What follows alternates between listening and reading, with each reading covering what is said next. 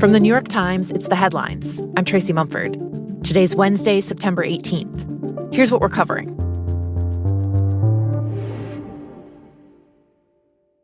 Hundreds of pagers carried by members of Hezbollah exploded simultaneously across Lebanon yesterday in a stunning, coordinated attack on the militant group. Witnesses said smoke came out of people's pockets before loud bangs knocked them to the ground. The pagers exploded inside homes, cars, grocery stores, and on the sidewalk. Local hospitals were overwhelmed as victims poured in with mangled hands and bloodied faces. At least 12 people, including 2 children, were killed, and more than 2,700 others were injured, according to Lebanon's health minister. U.S. and other officials tell The Times it was an Israeli operation, though Israel's not commented on the attack. Hezbollah's been using pagers for years, trying to get around Israeli surveillance with the old-school tech. A few months ago, Hezbollah's leader told all of its members to break or bury their cell phones out of security concerns. Officials say the pagers, which were ordered from a Taiwanese company, were tampered with before they reached Lebanon. They say Israel hid small amounts of explosives, as little as an ounce or two, next to the battery in each device. Then, at 3:30 p.m. Lebanon time, the pagers all received a message that appeared to be coming from the group's leadership. Instead, it activated the explosives.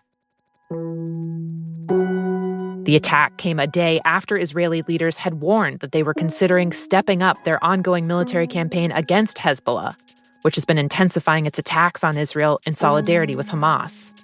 Hezbollah has vowed to retaliate, calling yesterday's explosions, quote, blatant aggression.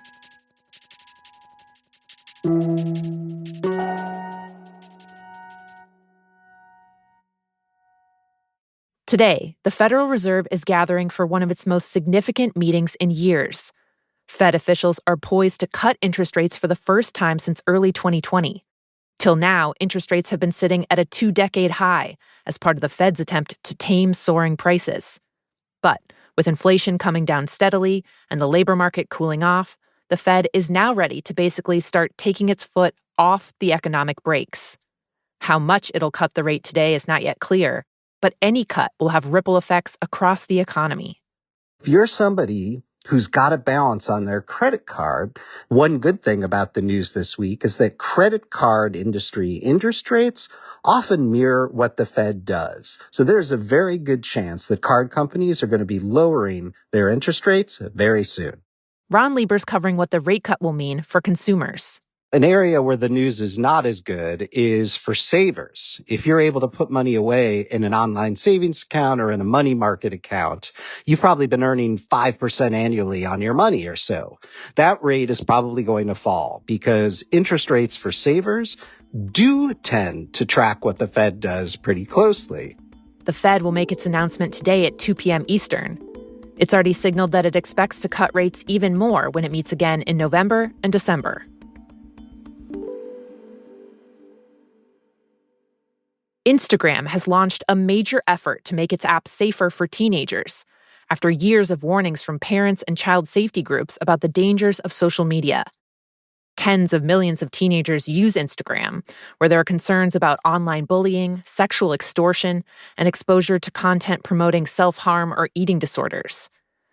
Instagram says with the new settings that parents will be able to monitor the topics their teens have chosen to see more of, and what accounts they've recently messaged, though they won't be able to see the actual messages.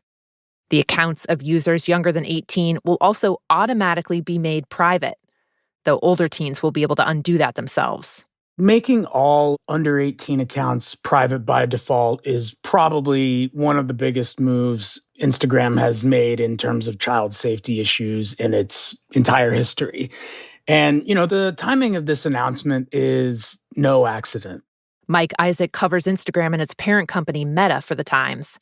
He says the announcement about the new safety features came right before members of Congress are set to debate details of the Kids Online Safety Act, which is happening today. It's a piece of legislation that could require companies to put guardrails around kids' use of social media. Very consistently, Meta has in the past sort of preempted Congress by announcing product changes, policy changes that they can basically say, here's what we're doing to protect kids or, make things safer online. That can be helpful. I think parents and groups that focus on safety can appreciate that. But at the same time, it has the dual purpose of basically having Meta try to shield itself from regulation, including a bill like the Kids Online Safety Act, because they would rather not be bound by what regulators tell them to do, but how they feel the product should work.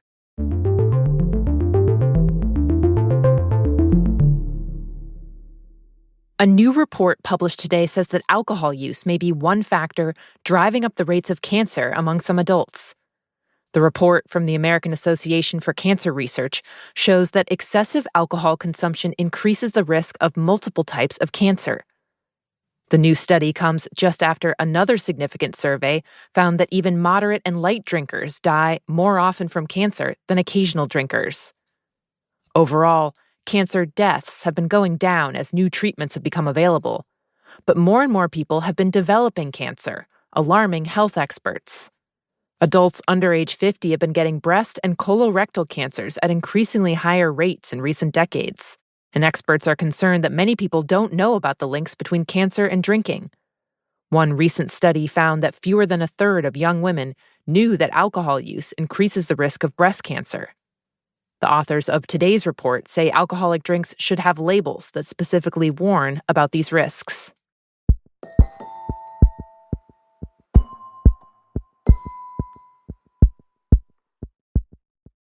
And finally, more than a month after the Summer Games, the fight over one Olympic medal has flipped, flopped, and now it could flip again. The drama is centered on the bronze medal for the women's gymnastics floor exercise. When the scores first came down, U.S. gymnast Jordan Chiles did not make the top three. But her coach appealed the scoring and she moved up. She's won the bronze. That was the first twist. Do you believe that? She doesn't. Chiles collapsed in happy tears at the news and got to stand on the podium in Paris, bronze medal around her neck. But Romania then filed a complaint, saying the appeal came 4 seconds too late. And a special tribunal agreed, stripping Chiles of her medal and giving it to Romania's Ana Barbosu. Now, Chiles has appealed to Switzerland's Supreme Court to overturn that ruling. The sports organization that set up the original tribunal is based there. Chiles' legal team says they have video showing the appeal was made on time, but that the tribunal refused to consider the footage. Those are the headlines.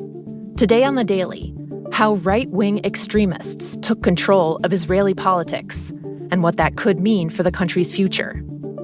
That's next in the New York Times audio app, or you can listen wherever you get your podcasts.